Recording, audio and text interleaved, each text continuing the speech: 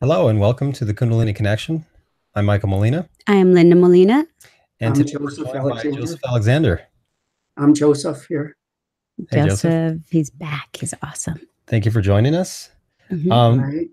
Today we're going to be talking about mythology and religion. And Joseph. You are an expert on myth and religion, He's but amazing. the standpoint that you take on the subject is really interesting, and it really has to do with the the fact that there's this mechanism Kundalini that is responsible for spiritual evolution, spiritual experiences.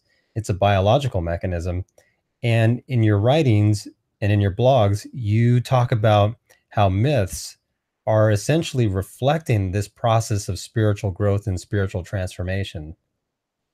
So how does that work? Well, basically, the narratives or stories, they're all based on the experience of human nature. Hmm. And that's part physical, how we evolve, how our minds evolve. And so if you're talking thousands of years ago, even before writing, the way things were, the culture was passed on were through stories. Uh, there was no writing, so one story led to another story, and not so much led to it. It was their own experience was put into symbols because they didn't have specific words. So something like Kundalini was represented by the serpent, uh, and that was more or less how they felt that energy in them, which spirals, which is the feminine force, and so they used the symbols. One of the symbols, like I said, is the serpent Hmm. for Kundalini. The other one is the tree. These are basically, if you know these four symbols, you can interpret a lot of different myths and ancient stories. The second one is the tree, Hmm. which really represents the human spine. I mean, in Cinderella, she got all her gifts from the tree. And in Adam and Eve, it was the apple that was the gift that would give her immortality. Well, So that's the story that comes the to mind, serpent, right? Adam and Eve. Hmm. right? I'll talk about that. Well, there's the serpent, the tree, the goddess. Now, the goddess and Kundalini are basically mirror images. If you see the serpent energy, it's always associated with the goddess, because that's Shakti. That's the energy that comes from the earth and moves upward. And so there's the serpent, the tree, the goddess, and the fruit of the tree. The fruit of the tree are talents you get when your mind becomes enlightened. So if you go back way before Adam and Eve, because that was basically the Bible was written by the Greeks, translated uh, during in Alexandria, like something uh, 4 BC or something like that. But you're talking 2,500 years before that. There's the myth of Hercules. He had his 12 different labors Hercules had to go through to become a god. Um, and the 11th labor was to get the golden apples of immortality from the garden of Hesperides. And so to do that, he had to slay the 100-headed dracon. It's called like a dracon. It was a 100-headed serpent. So basically, you have the same symbols again. There's the serpent, the golden apples of immortality, the garden, and Hera, the goddess, was the one who put the apples there. That was one of his labors. So he got help from Athena and some other goddesses to get the apples. So And I want to go back to the tree and the serpent, right? So this is like okay, central to the story of Adam and Eve. Hmm. And and I'll just preface that by saying a lot of Christians take these stories as some Christians take the stories as literal. And then I would say that's one half, maybe the other half really doesn't know what to make of it other than it's the story in the Bible. But you mentioned that Kundalini is often symbolized by a serpent and then the nervous system as being a tree. Can you talk about like the relationship between those two? um, Yeah, but first let me say how the movement of the serpent is, because it's all symbols are non-dual. In other words, there's a light to it and shadow. There's a good part to it and a negative part. So the serpent going upwards brings you to the spirit, and going downwards brings you back into the physical world, which they thought was, they would see that as the devil, because it brings your energy down and into your sexual organs and back into the material world. So that's how people get confused with all the different symbols. They have double meanings, depending, but it depends upon the context. But this was before. So the tree, I'll jump around too much sometimes. So think about the tree looks more or less like your spinal cord. You know, the trunk goes up, then there's the canopy with all the little branches. That's your brain, more or less. So they thought even there's different levels of the tree. There's a cosmic tree from the earth up to the spirit, up to the sky. Then there's a personal tree. Then there's like how rivers move and everything. That moves like a fractals, like a tree. But the whole idea of the serpent going up the tree, you can see that in all the different myths. Even in Cinderella, there's really no fairy godmother. The early versions of that myth, she gets a golden dress and a silver dress and her shoes from a tree. There's a dove there that comes back down and gives her all her gifts. Because basically what they're talking about in Cinderella, you know, she's by the fire, she's taking care of the hearth. Now, all the symbols there are about raising Kundalini. But as for the tree, you can find that in a lot of different myths. There's trying to think besides those two. Well, getting back to the Garden of Eden. Yes. The whole concept there is it's very complicated in one sense. I mean, it's true if you look at it, but not literally true. But there's a real deep truth to it, is that the serpent does offer wisdom and immortality. And they were in the Garden of Eden, but that means they were like in a realm of unconsciousness. You know, they didn't know they were naked. They were with God and communing with God, but they really weren't incarnated into the physical world. So once they tasted the apple, the fruit of the tree, and this is what happens, the Kundalini goes up, you become enlightened, or even you have an experience, and what happens is your mind expands, and then you start to see the good and evil in the world. It wakes you up. Instead of every religious, you might say enlightened person comes back and he reforms the world. You know, he says, this is wrong and that's wrong. You shouldn't have slavery. You shouldn't do this. You shouldn't do that. If you look at Moses, what Moses did, you know, he came down from the mountain with the 10 Commandments. Everyone you reach higher consciousness and you expand, and then you see the light and the dark. So when Adam and Eve, more or less, you know, she took the apple because she's the goddess. You know, that's how come. What happened was they realized they're naked. Okay, that means they became aware, and they're kicked out of the garden is because this is what happened. You're kicked out of your unconsciousness. You become more aware, and so they have to go into the physical world to bring that higher energy. And the physical world is always more or less resisting the expansion of higher consciousness. And you could look how, you know, basically this Christ story is almost similar. He comes down, he's crucified on the cross, which represents physical matter. The cross, that square, represents Saturn, it represents the box. And then he's crucified in physical matter. And then he goes down to hell, which is even further, because you go to the lowest and he resurrects and comes up. So, I mean, it's all symbolic. It's symbolic of the spirit incarnating into matter and then becoming enlightened, or more or less Kundalini rising. You become enlightened and you get all these different gifts. You think of all the different gods. One was the god of agriculture. The Hermes was the god of the mind and writing, and then they bring that out and they upbring the whole, civilization, the whole culture.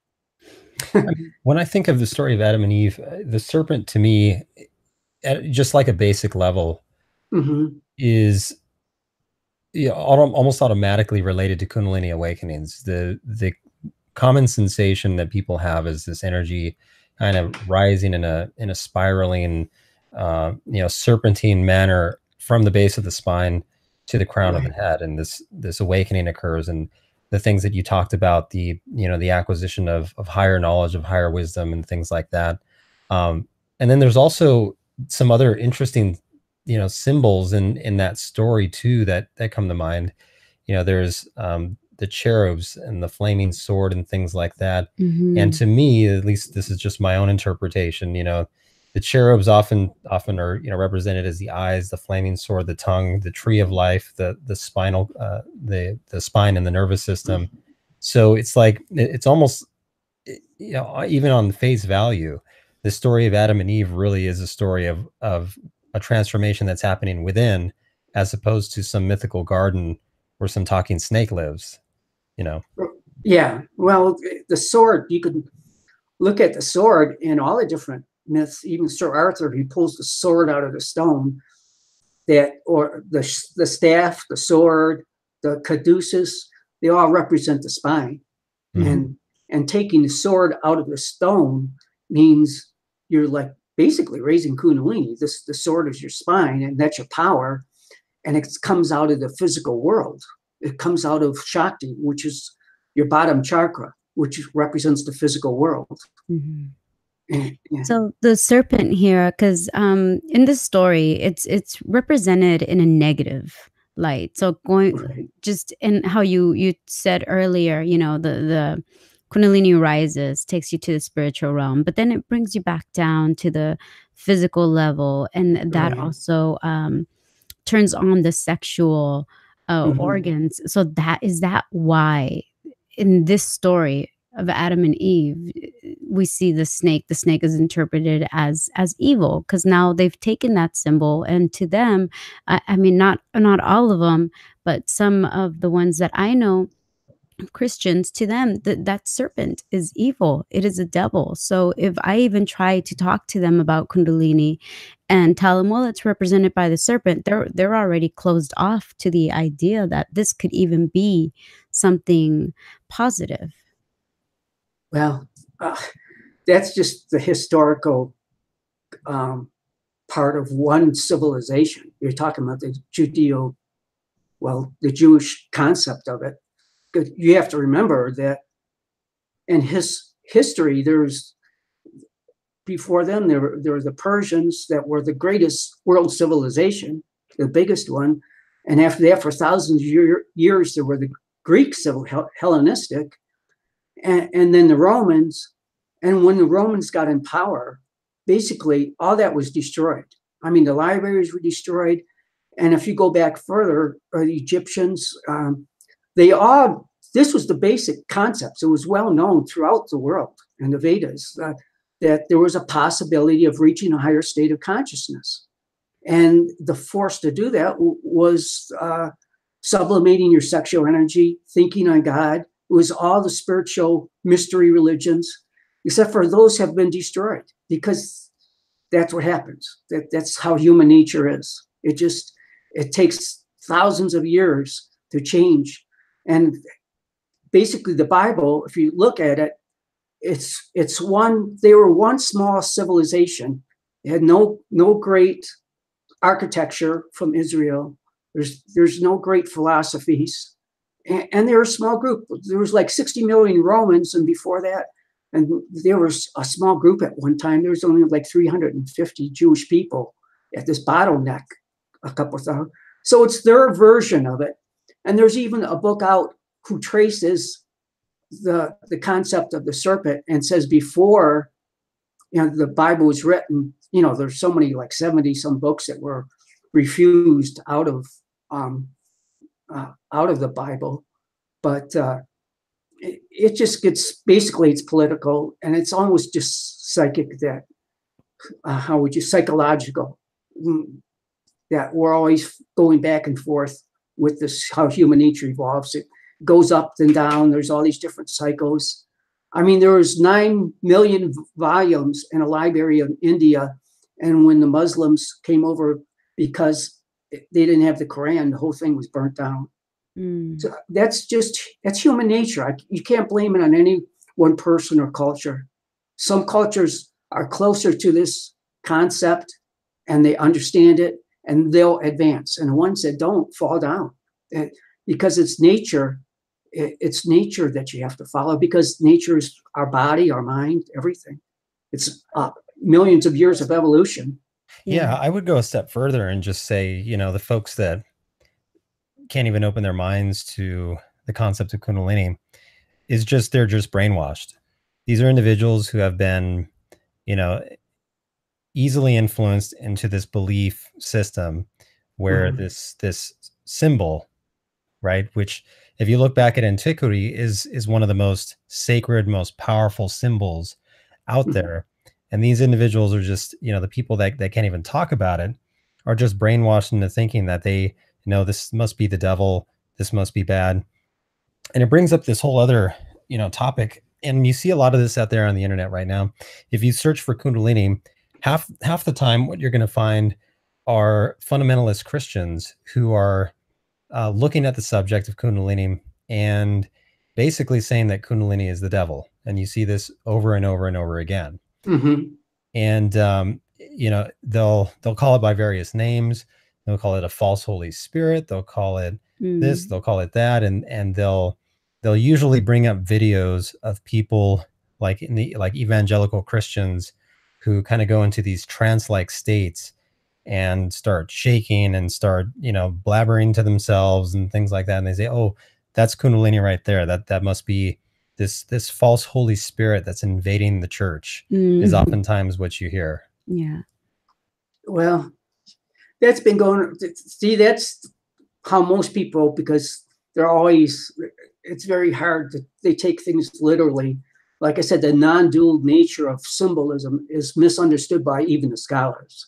I mean, they just completely don't understand it, because they see the negative part, like Little Red Riding Hood.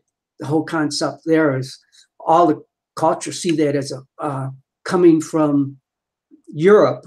There was 2 versions of by Grimm and Perrault, and they see everything as in the form of sexual abuse of Little Red Riding Hood.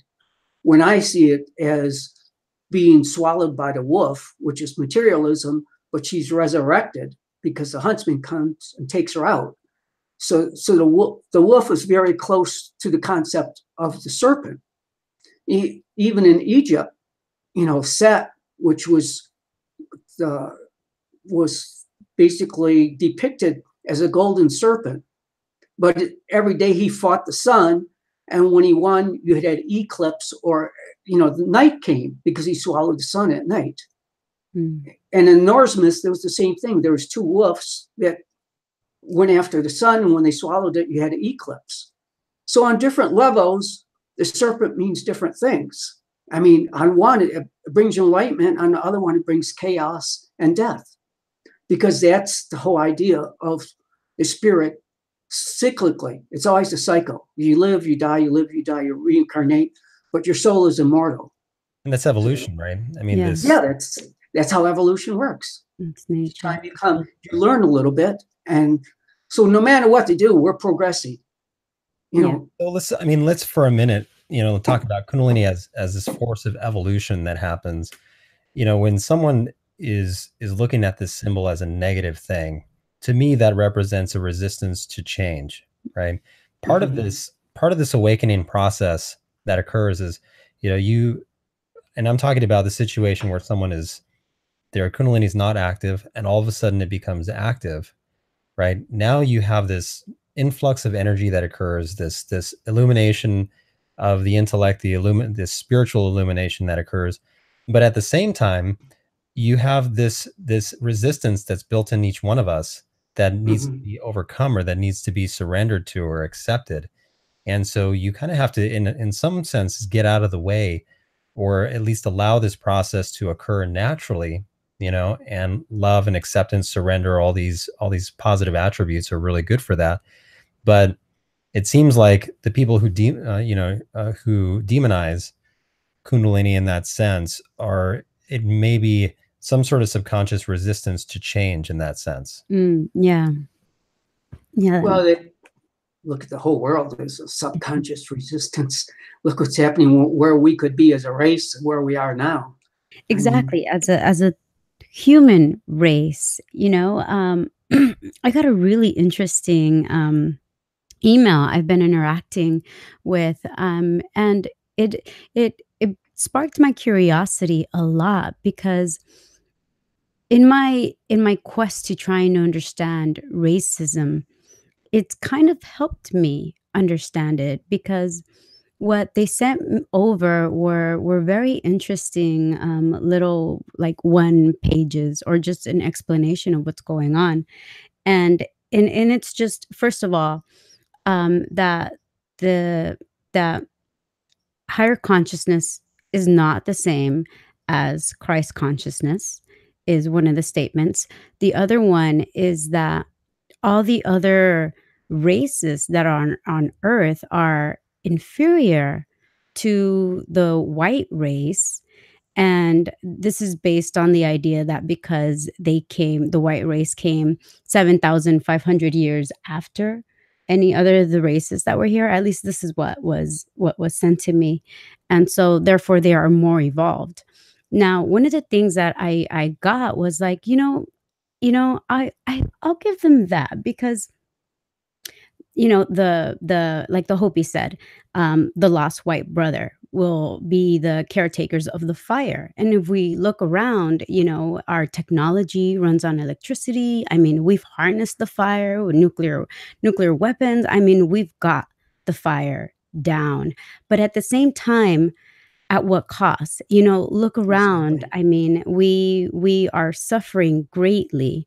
And so then if we stick to the notion, let's stay with the idea, at least just for entertaining purposes, that yes, they are more evolved, but at the same time, just like the child is more evolved than the parent, that child still needs the guidance of the parent to be able to just survive to the next day. Because if that parent is not guiding that child's going to kill itself. I mean, they're constantly putting themselves in these crazy situations where if you weren't there, that child would not survive without you.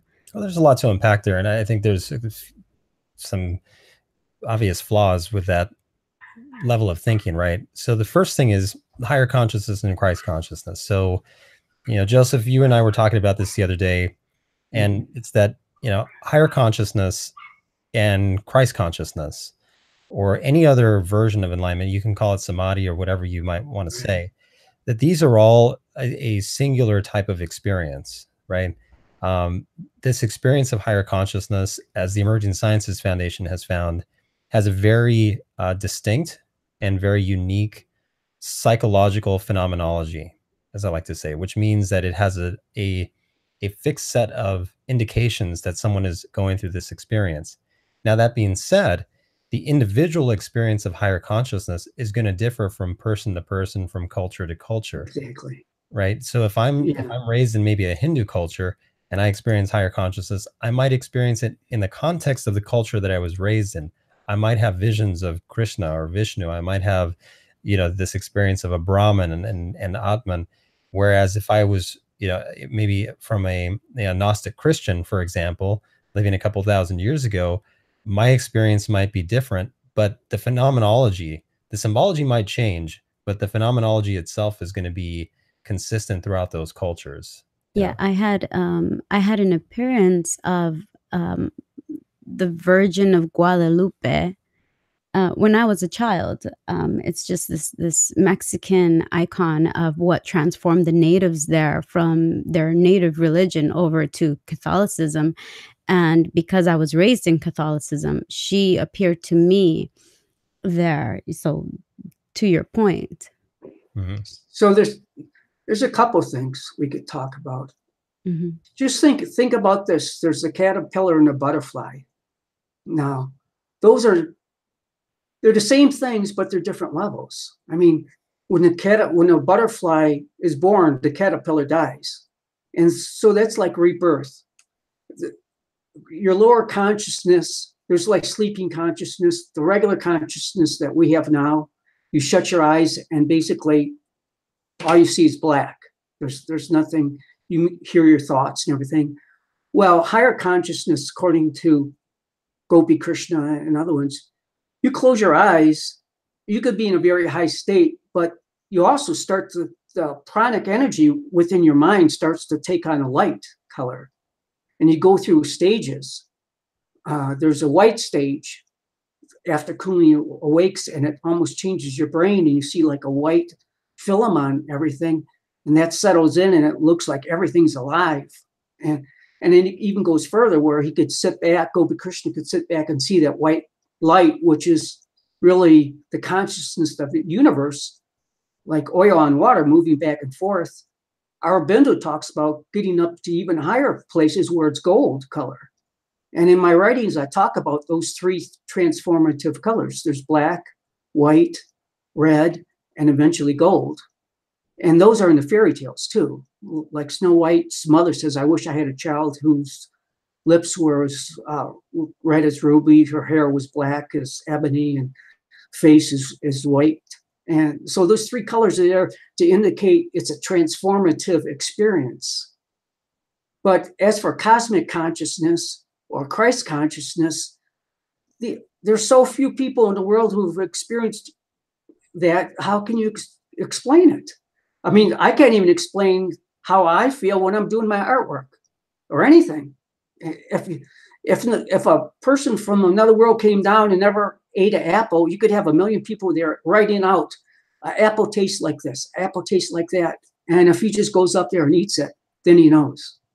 So unless you experience it, there's no way to explain it to somebody else. And even if you could, it wouldn't be their experience.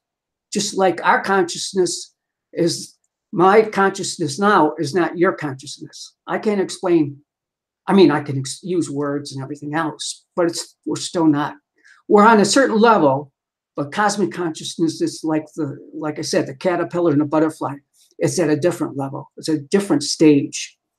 And Right. what Gopi Krishna was saying, this isn't some sort of God coming down and giving it to you or saving you, even though they put it in those sort of words. It's really coming from inside you. And the whole human race, through the process of reincarnation, is getting there because that's how we evolve. We become more and more aware, and that changes the body. The experience of higher consciousness, if suppose I'm talking to someone who had never eaten an apple, I could maybe describe in a loose form, like it's sweet, like other things you might have eaten that are sweet. It Right. has this crunchiness to it. But you're right, in terms of explaining higher consciousness, you're talking about something that really has very few, if any, parallels with normal consciousness. You can speak to it in kind of metaphor, but it's very difficult to even begin to scratch the surface of what that experience is. I think what happens is most of the time when people talk about their experiences of higher consciousness, we talk about kind of the secondary effects, like the bliss, the joy, the liberation. But those things are really impossible to even begin to understand, from if you've never had the experience. Absolutely. Yeah, well, that's how come mythology exists. That's come symbols exist. The whole abstract world, even for scientists.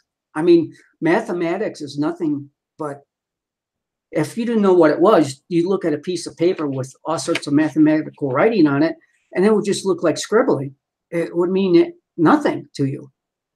It's only once you know what the symbols mean, then you understand that they're trying to explain something that's in reality, but you can't see it directly. And that's what mythology does in religion. You can't really just see it directly. If people did, they would probably use telepathy or something, or give you the experience. That's what the gurus do. Just be quiet and you can capture my experience that I'm having.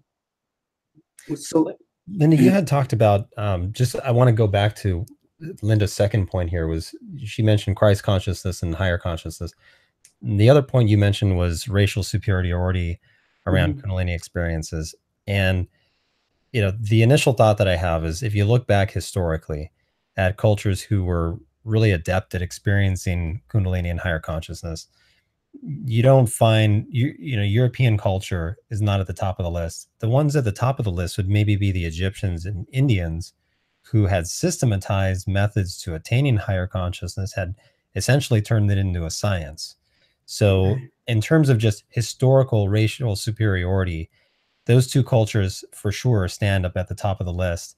But and others have commented similarly, and I think Michael Bradford, who's a researcher for Institute for Consciousness Research and also on the Emerging Sciences Foundation Board of Directors, I like his response to it, which is that maybe in the past one culture might have been better at attaining higher consciousness than another culture, and you find at different points in history different cultures kind of gaining ascendancy over this type of experience, or at least cultivating methods to attain it. But I think in today's day and age, with a world that is so interconnected as we are, it's really going to be something where we either sink or swim together, right? It's really now at this point, it's not one race versus the other. It's now the entire planet now has to come together and, first of all, acknowledge this ancient discovery, and second, begin investigating it through various lenses. Joseph's lens is one lens, where he's looking at it from let's say, the psychological, mythological, physiological transformation standpoint that's enshrined in myths. Another standpoint would be using the tools of science to understand Kundalini better. So second step is, the world now needs to acknowledge Kundalini as a scientific, as a historical, as a mythological reality. And then third, now work together in harmony as a united species to attain and to begin reaching towards higher consciousness. Well, to that point, the other thing I was stuck thinking about, I was like, okay, so superiority over there, white superiority. But wait a minute, what is Christ consciousness? What is cosmic consciousness? What are the behaviors that one ends up becoming, how the transformation that one undergoes after this experience? And it tends to be just like the teachings of Jesus: love thy neighbor. And if the white race was really superior and the only one to achieve this Christ consciousness, has it really been adapting and fully becoming that teaching, or love each other, be kind, the basic moral niceties that come with what we've seen so far with the creators of religions, these moral teachings behind it all. It's not go and say you're better and everyone else kill them off and now invade their land and take over everything. That's not what it's teaching. So to me, it's like there's a lot of discrepancy there. And like to your point though, we are now united. We are a global human race at this point. I mean, if you're watching probably from the other side of the world, that wasn't possible before. And then, I mean, it wasn't possible until the advent of technology, and that was brought on by this current structure. So it can't all be bad, but we just got to move now together forward, united. What Mike was saying was, without the goal, without the knowledge that we're all evolving towards this higher state of consciousness, that's what's going to bring people together. See, what happens is, when they look at racism, first you're leaving out reincarnation.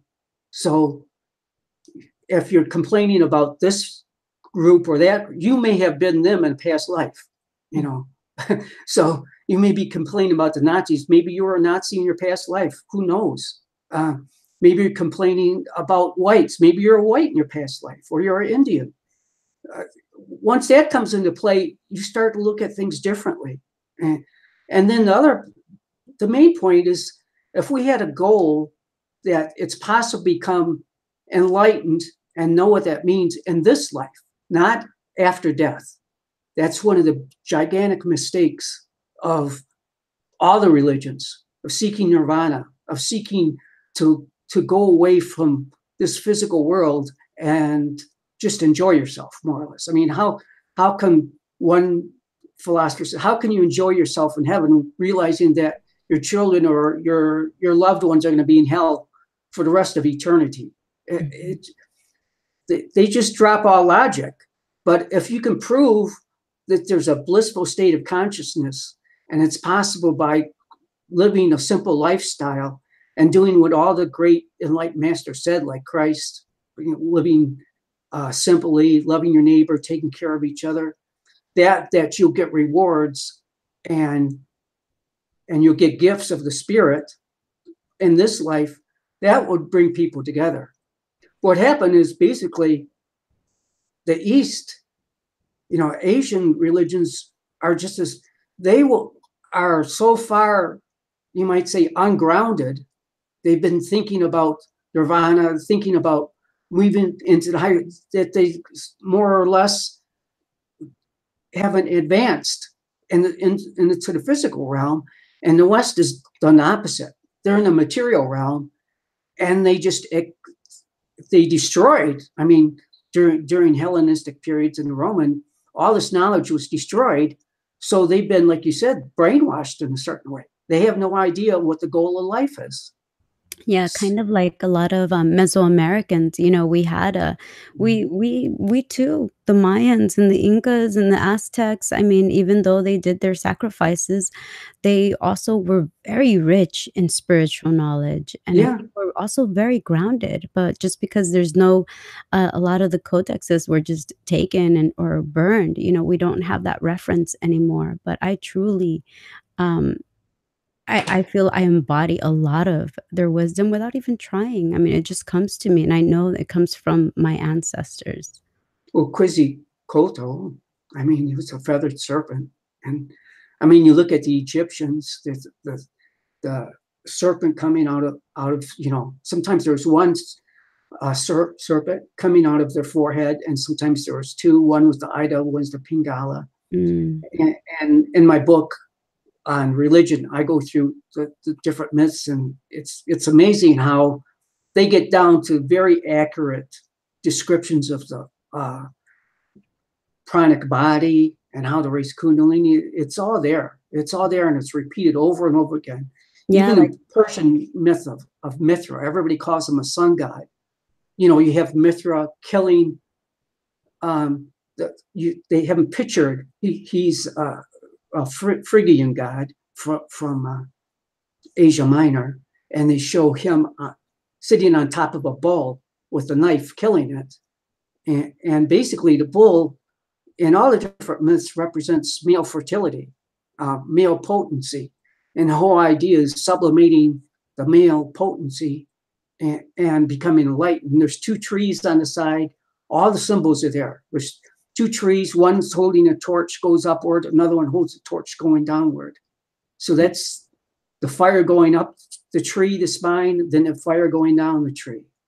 So let's talk about that for a second. You mentioned sublimation, and for people that might not be familiar with the subject. So part of the process of Kundalini awakening involves this additional activity or acceleration of the nervous system and really of the entire body.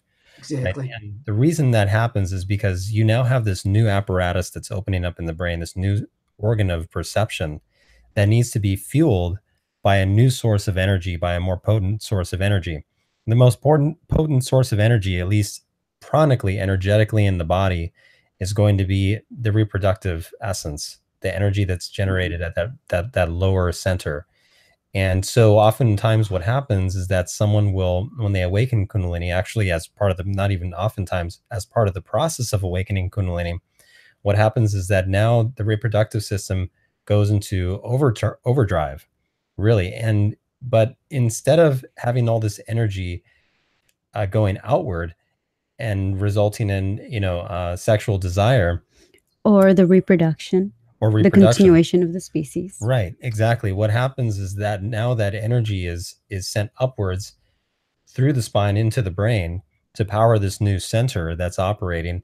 And so at the end of the day, really the total, let's say, reproductive charge that you have is actually greater than it would be than before the awakening. However, it might not be. So in other words, you might have someone now who maybe they had tons of sexual desire before. Now they awaken Kundalini. Now sexual desire may be somewhat diminished at a certain point during the awakening. However, the total amount of energy being generated is much, much greater. And the majority of that is now being sent up into the brain to power this new center. So when you talk about like Joseph and Mithra and the bull, and this kind of sacrifice of sexual potency, really, it sounds like what you're talking about also is this the sublimation, like you were saying. Well, really quick, another I know in the Mayans it's Kukulkan, and this he is often seen coming out of a head of a serpent, and there's also a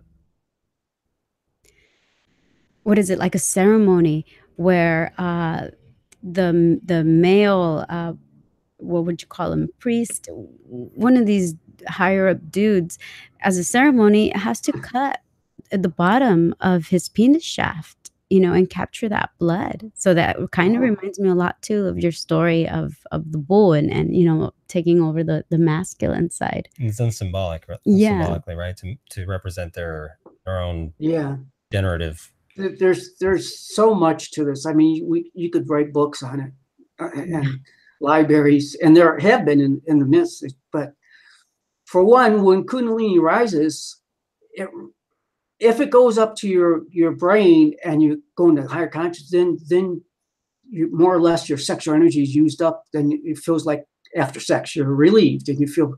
But on the other hand, sometimes you have, like Gopi Krishna was talking about, 10 times the sexual energy of the average person, because it's like a baby that's growing. They call it rebirth, and it's just like a baby. You have to sleep a certain amount of hours. You can't, because if you work too much, it stops the flow of energy physically.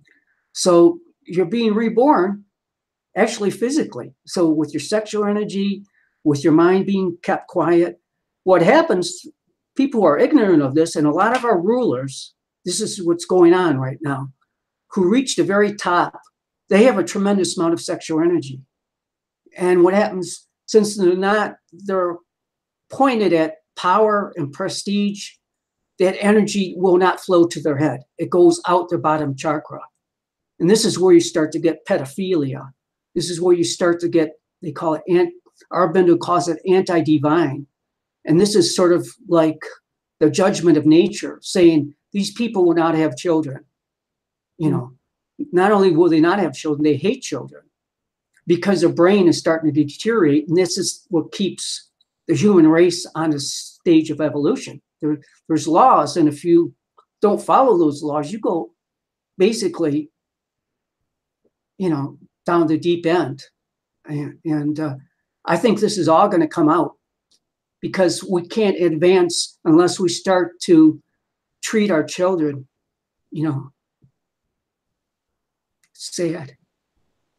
So you mentioned, Joseph, these laws, right? And so one challenge that I think people might have is when we're talking about, let's say, the physical body, right, and your health, people immediately will accept, oh yes, certainly there are laws, right? So I can't go out and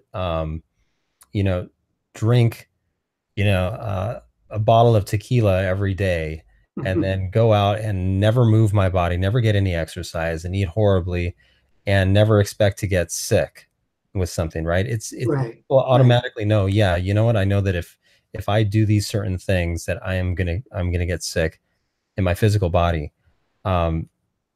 in the same way, we're talking about these laws of the soul, laws of the mind, right? That if we don't follow, right? And these laws are enshrined in religion.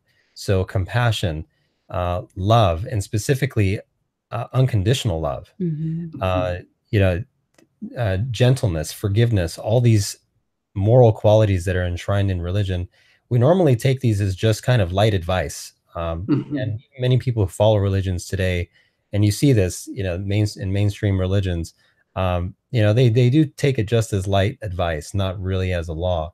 But the moment that we mention that Kundalini and the mind has laws, I think some people get a little bit turned off by that. They say, "Oh, well, I can't just say and think and do anything that I want. You mean you're telling me I'm going to de-evolve? Oh, that's just, a bunch of hooey." And I think that probably the main reason for that is because people really, they, in some ways, from a moral standpoint, they would rather have this free reign, free for all type of attitude where they can just do anything that they want and not suffer the consequences. Oh, I can accumulate massive amounts of wealth and be totally fine spending it however I want and not really caring about other people because that's really not my concern. They think that they can act, believe, and behave these ways without any consequence.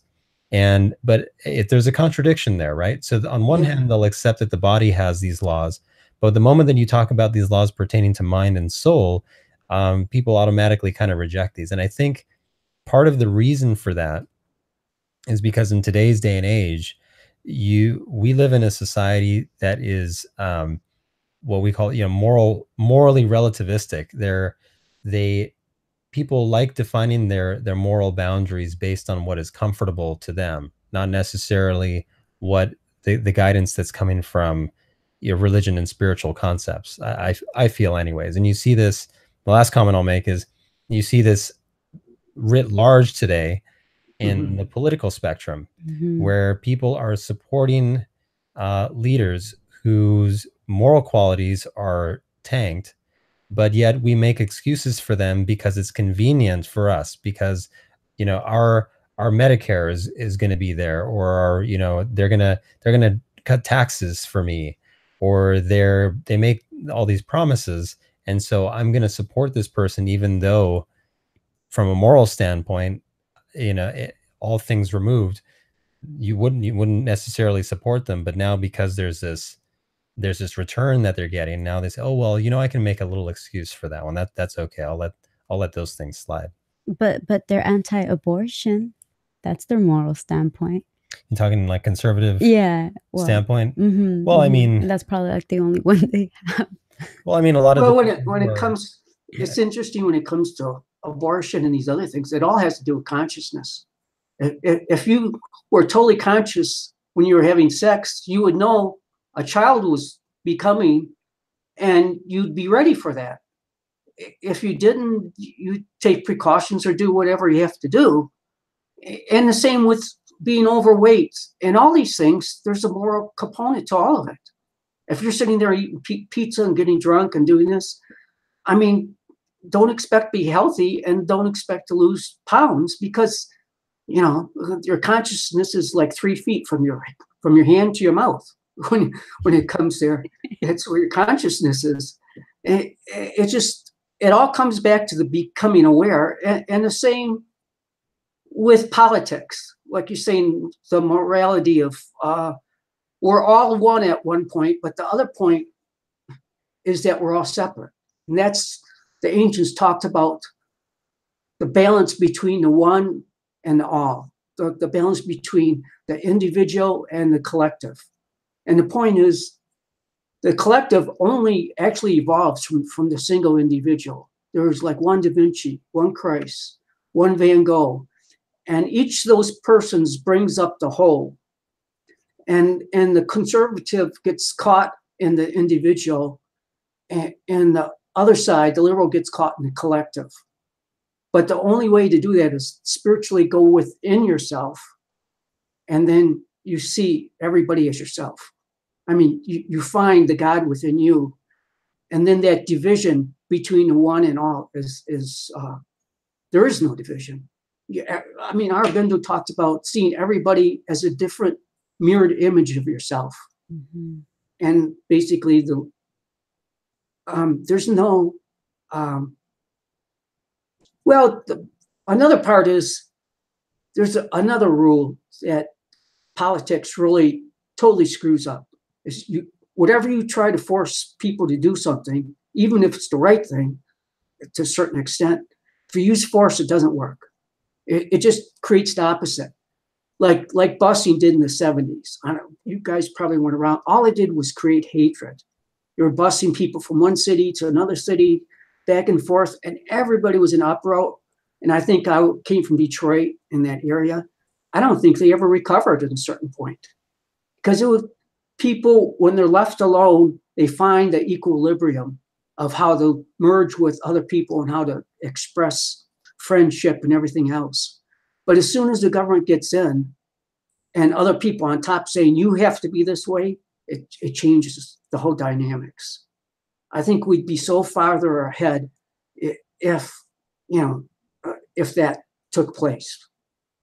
So I want to go back to religion and specifically Christianity here for a minute and just talk about a couple points. But, Joseph, around the political situation, I mean, that's one of the reasons why I feel it's so important that Kundalini research really be taken seriously, is because right now, all of our political systems, our economic systems, our food, everything are based on arbitrary economic principles. Even how we treat water is based on arbitrary economic principles, and which themselves are based on ideas of limitless resources, of unrestrained consumption, and all these ideas.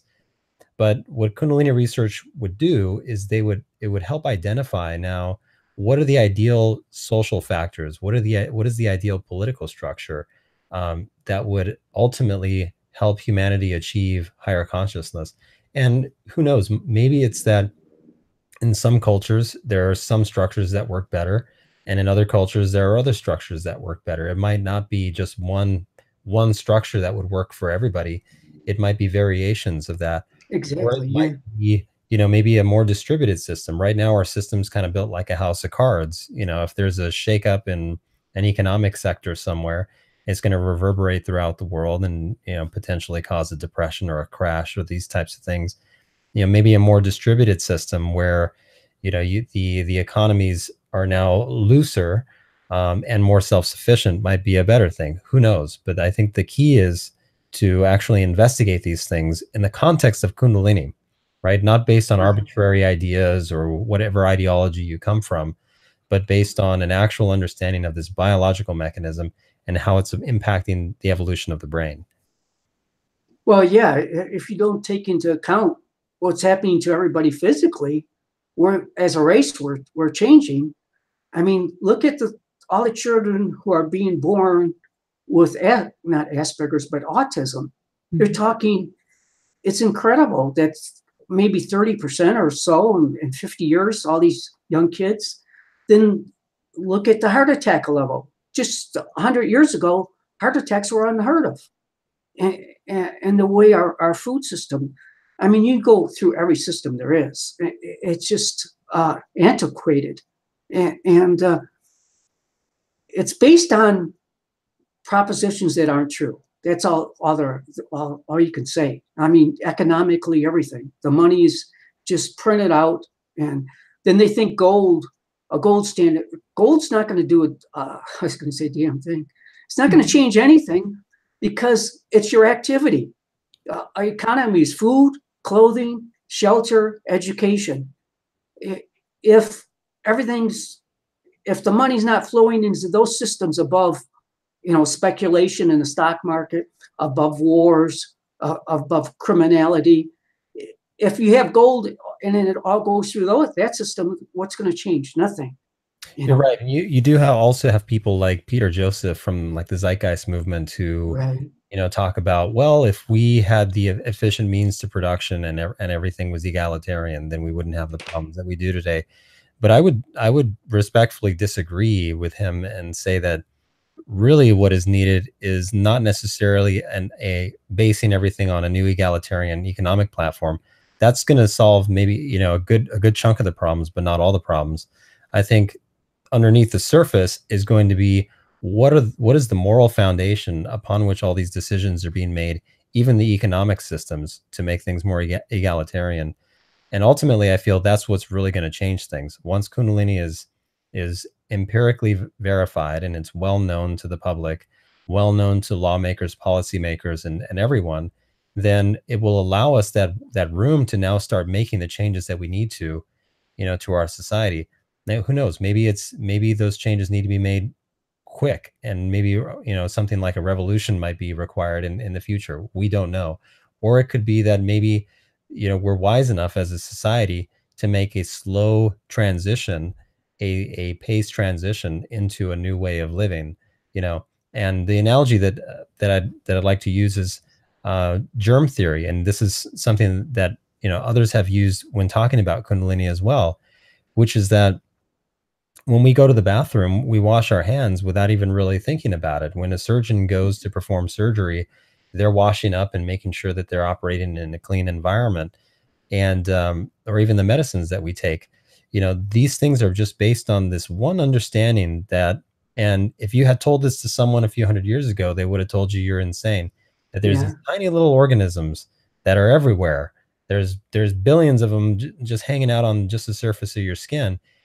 And these little tiny organisms can make you extremely sick if not treated in the proper way, or if they're inserted into the body in a way that they're not supposed to.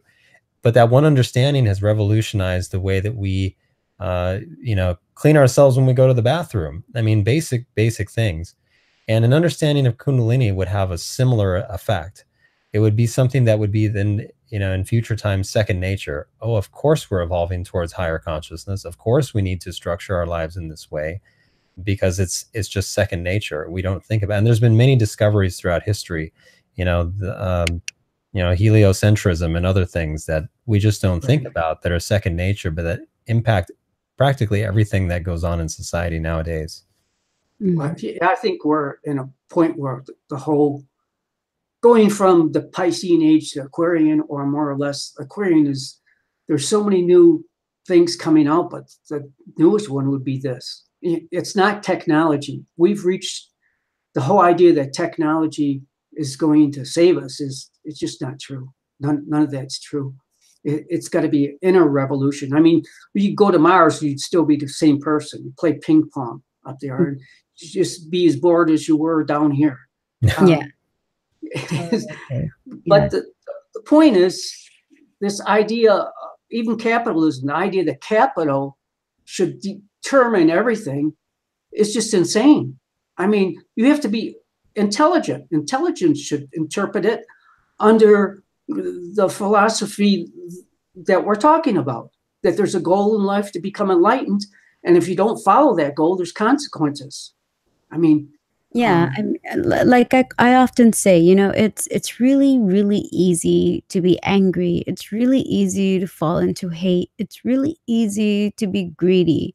It takes more effort, a lot of courage to muster love, generosity, compassion, creativity, I mean, look how, think about the creativity. There's creativity in all these machines and all that, but when it comes to philosophy, so think of the great philosophers like Aristotle and Socrates and Plato. 2,500 years ago, how come, this is always what really got me. At that time in Greece, Athens was 50,000 people.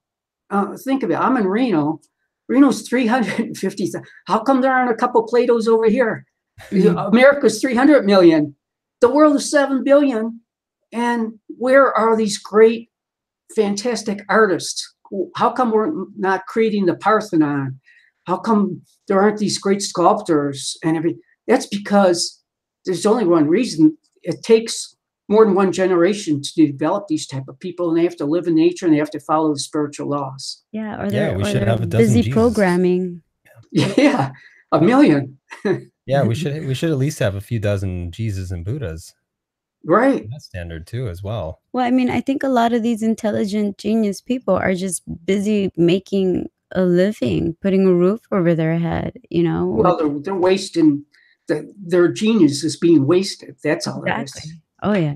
As soon as they come out of college, the CIA grabs anybody with a IQ of 140 or something. That's what's crazy. Yeah. Yeah. So I wanted to just go back here also to talk about Christianity a little bit, because I think especially here in the US, there's the whole middle part of the country is what I would consider Bible driven. And I think this new understanding of Kundalini, and Joseph, especially your work, where you're showing that these myths, these stories are actually more representative of what's happening inward, rather than being historical fact. And if you look at Christianity, there's a really good set of books out there. One of them, well, the let's say the set of books that I'm referring to is a series by Gerald Massey, who was an Egyptologist. And then other people like even Gene Kiefer have written books kind of based on his work. But the thesis of these books is the same, which is that if you look at Christianity and you break it down book by book, symbol by symbol, what you find is that all of these things trace back to ancient Egypt. And even more specifically, that these things are, take the book of Revelation as an example, is nothing but one giant Egyptian astromyth. And it seems like what happened is that these stories were effectively plagiarized by the authors of the Bible without giving credit to the original Egyptian authors, or the Egyptian people who came up with these stories, and then put down in kind of a, I would even say a half-assed format. I would add to that patriarchal. Well, a lot of that too, like a lot of the cultural things, and so when people think of the Bible as this kind of this monolith that that just came kind of revealed and itself, I don't think they're taking into consideration. And Joseph, you mentioned this a little earlier, how the books of the Bible actually came together. It wasn't that, these were the books and that was it. There was a vetting process. Some books ended up in the Bible, some ended up not in the Bible, Right. and so forth. So I just wanted to talk about that a little bit in terms of like how you interpret the Bible now with your new understanding of Kundalini and mythology. Well, first, I like to say I believe Christ was a real person. He was an enlightened person who, and this is the craziest part, because I haven't even been able to study it further. He was from Nazareth, and there's a whole group of writings from the Naasians, Naas, which means serpent. And they said he was from Nazareth. Well, they've discovered there was no Nazareth, but there were the Nazarenes, and the writings that were left from him, because they were all destroyed, there's only segments. They talk about how this group of Gnostics believed they had the secret key to all the different religions, and was based on the serpent. And there's some sayings that are still left by Christ that make no sense unless you understand Kundalini. Like he talks to Nicodemus, and he tells him, "You're a rabbi, but you don't know about this." He says, "You have to raise." He told Nicodemus, "You have to raise the serpent like Moses did in the desert." He said, because he says, "How do you become reborn? How does this happen? You have to go back into your mother's womb?" And he says, "No, you have to raise the serpent." And there's sayings like that, but there's also a lot of different sayings in the Gnostics about Christ saying, I'll take every man and make him a woman. I'll take every woman and make him a man, make her a man. And then you'll see the kingdom. Because that's the item Pingala. So all these different esoteric sayings were thrown out of the Bible. In fact, anything about the goddess was thrown out. But, Christ talks about telling everybody the secrets and parables. He says, for the regular people, I just tell them stories, but I'm telling you the meaning of them. So, I think Christ had such an impact because he was bringing the same knowledge that we have been trying to bring out. I think Christ is the saving grace of the Bible, and hence the name Christianity. And I oftentimes just kind of reflect on the nature in which the Bible exists, you know, this kind of loose collection of texts that was put together over time, and I compare it to, you know, the Indian culture, for example. If you look at the Vedas or even the Bhagavad Gita, if I went back 5,000 years ago and asked someone about in Sanskrit, asked them about the Bhagavad Gita, they would recite it to me in Right. exactly the same format with exactly the same words, the same syllables and everything back then as they would today. So back, you know, you have this unbroken tradition of wisdom. And I think, you know, you look at the Bhagavad Gita as an example, this ancient Hindu text that kind of, you know, it encapsulates, I think, a lot of the core teachings of Hinduism. And you compare that to a lot of what Christ says, and they're very, very similar. I mean, they're almost the same thing, just in a different culture, a different context. Well, this goes back to the whole destruction and the whole, you know, who knows what's in the Vatican and all the secret teachings and all the things that were been destroyed. But like what Linda was saying, at this one point, I wrote this a little bit. It never came out yet. That this is the first time in history that all these different religious texts have been put together, and you can get on the internet and read one after another and make the connections. I mean, before, people would have to travel for years, you know, on boats and to go and look at some archaeological site and determine the whole, you know, what's going on. They didn't know about other religions. So that's changed. So we could advance very quickly. Now, the other point about Christianity and the sun myths, that's more or less my expertise when it comes down to it on my next book. Because I break it down into the problem with that is the problem with seeing like Peter Joseph and Achara S. and Jordan Maxwell and Ike and all these people saying, well, religions are about sun worship. Well, no, they're not. They never have been. They're about salvation of the soul. They've always been about that. And just, it shows you completely poor research to say that all these different religions were somehow, there were some Hebes out in the desert worshiping the sun is just ridiculous. I mean, it's really a put down.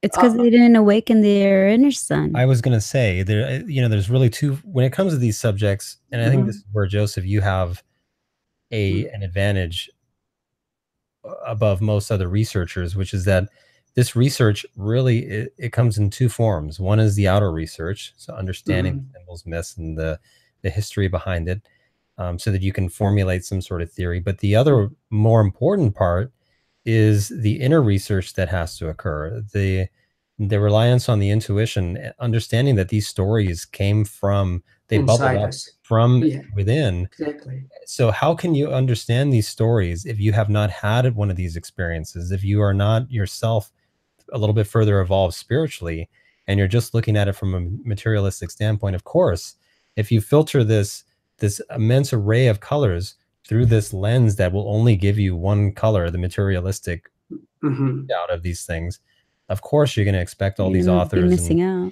right? But you're missing the totality and the beauty of this entire subject, because of you haven't had these experiences. You're looking at it purely from a materialistic standpoint. So that's where I think, you know, maybe, you know, you hopefully other researchers in the future will seek to have these experiences before they put their theories out there. Well, you know, there's so much money to be made in this business. So what can you expect? It's a high school popularity contest. The latest. It's like a YouTube video. What's the latest? Oh, Saturn's going to eat you up, or something else, something crazy. So there's three domains in mythology. There's the celestial domain, astrotheology. That's what Gene and the Egyptians were talking about. But people don't realize that's reflected on the other two. One is personally inside you. Then the other one is on the earth level of fertility and earth renewing itself. So if you take the sun at the winter solstice, it's being born, right? It dies for 3 days and it's being born in Virgo.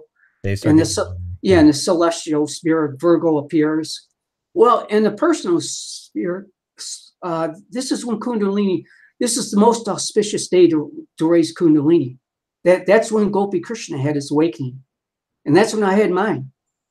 Christmas Eve, I felt this energy just go right up my back, and I woke up and a gigantic light was exploding in my head.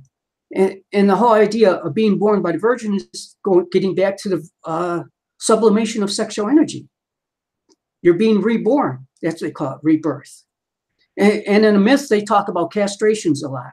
That's the same sort of concept. Cronus was castrated.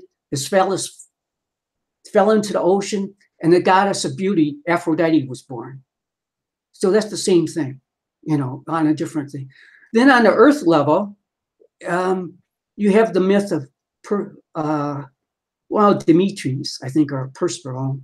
I can't pronounce these right, but, Hades takes her, grabs her and brings her down into hell for 3 days. And then there's the whole thing where she stays for 6 months and comes back 6 months. And that's the whole same cycle of winter and summer, of the 2 seasons. So they all repeat. They're all mirrored. They're all as above, so below. Right. So the sun is reborn each time. In reincarnation, reborn each time. Or you're reborn through Kundalini. And it goes on. The 3 wise men bring their gifts. The Kundalini gives you gifts. The trees bear their fruit at that time. You could see how on each level, and every one of those concepts is repeated.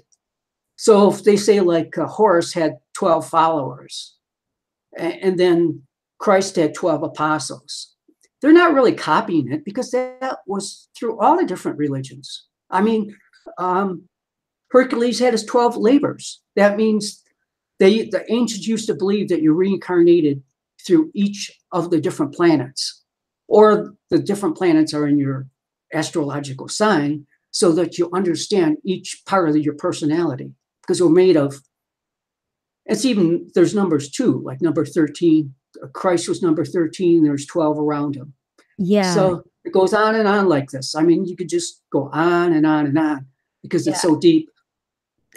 Joseph Campbell mentioned that a lot of the myths that he was interpreting were very, very similar, and that these cultures did not have contact at all. And it was stunning how similar their myths were to each other, just the whole storyline. And it reminds me a lot about 2016. Carl Kalaman did a talk for the Kundalini Symposium, and he mentioned how we receive our consciousness from the earth. This just his own research with the Mayan interpretation, and that we receive our consciousness from the earth. And you can see that budding left and right, here and there, where similar types of experiences are happening to people who have no interaction with each other. Yeah, well, that's how come they keep the whole idea of plagiarizing another civilization. I don't think that's entirely true. I think sometimes they get the myths, and they, over 100 years, they change, but it all comes from inside. And I think there's a universal type of symbology that bubbles up from the mind. As come you find the tree and the serpent and the fruit of the tree throughout the world. That's almost everywhere. And that's a good parting thought here. I mean, really what we're talking about is, if you think about how human beings are structured inside of us, just on a physical level, right? We each have a liver, we each have, our lungs and heart and our organs.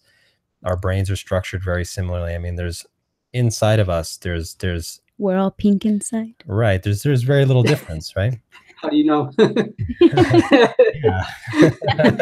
Yeah. Purple.